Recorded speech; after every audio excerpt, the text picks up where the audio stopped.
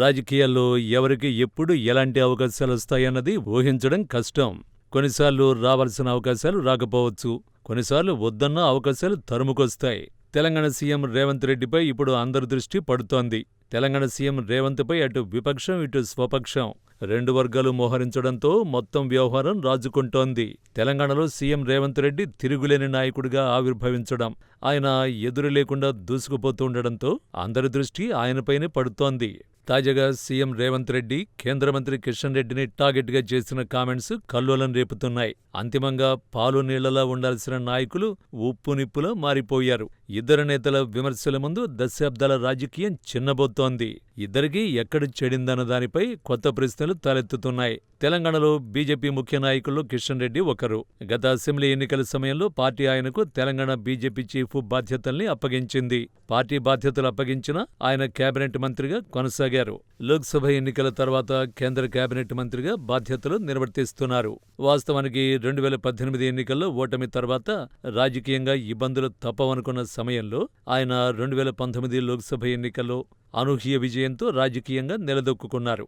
తొలుత సహాయ మంత్రి పదవి, ఆ తర్వాత స్వతంత్ర శాఖ, ఆ తర్వాత కేబినెట్ హోదా అవకాశాన్ని దక్కించుకున్నారు. తెలంగాణలో ఎట్టి పరిస్థితుల్లోనూ అధికారంలోకి రావాలని ప్రయత్నించిన బీజేపీ గత అసెంబ్లీ ఎన్నికల్లో కేవలం 8 స్థానాలకే పరిమితమైంది. అయితే ఆ తర్వాత జరిగిన లోక్సభ ఎన్నికల్లో 8 ఎంపీ స్థానాల్లో విజయం సాధించి కాంగ్రెస్ పార్టీని ఢీకొట్టింది. తెలంగాణలో తామే నిజమైన ఆల్టర్నేటివ్ అన్న భావన కలిగించింది. అయితే ఆ తర్వాత పలువురు ఎమ్మెల్యేలు బీఆర్ఎస్ నుంచి కాంగ్రెస్ గూటికి చేరడంతో రేవంత్ దూకుడు పెంచారు.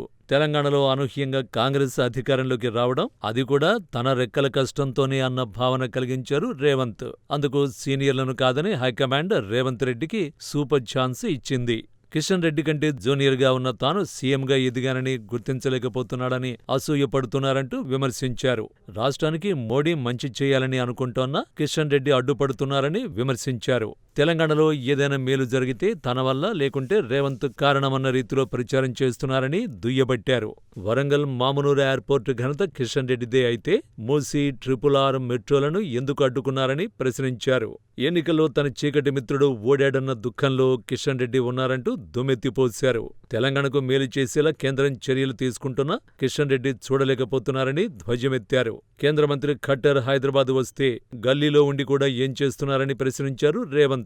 అయితే రేవంత్ వ్యాఖ్యలపై తీవ్రస్థాయిలో మండిపడ్డారు కిషన్ రెడ్డి. తెలంగాణ రేవంత్ సొంత జాగీరా అంటూ ప్రశ్నించారు.